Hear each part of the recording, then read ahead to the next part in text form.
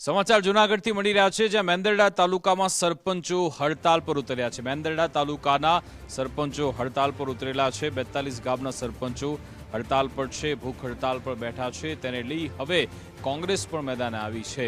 કરેલા કામ bill pass ન થતા તેઓ હડતાલ પર ઉતર્યા છે અને રજૂઆત કરવામાં આવી છે કે છેલ્લા 6 મહિનાથી વિકાસ કાર્યો થતા નથી। બિલ પાસ ન થતા વિકાસ કાર્યો પણ અહીંયા અટકી ગયા છે। કોંગ્રેસના કરશન બાપુ ભાદરકાએ પણ સરપંચોની મુલાકાત લીધી હતી। સરપંચ યુનિયન મેંદરડા તાલુકા અહીંયા ચોક્કસ મુદ્દતની ભૂખ હડતાલ પર છે, ત્યારે કરશનદાસ બાપુએ પણ તંત્ર પાસે બિલ પાસ કરાવવા માંગ કરી હતી। સરપંચ પાસે વેપારીઓ ઉઘરાણી કરતા હોવાનો પણ આરોપ લગાવ્યો હતો। મેંદરડા તાલુકાના 42 સરપંચોનું જે યુનિયન છે એમણે ભૂખ હડતાલ કરીને બેસવું પડે છે।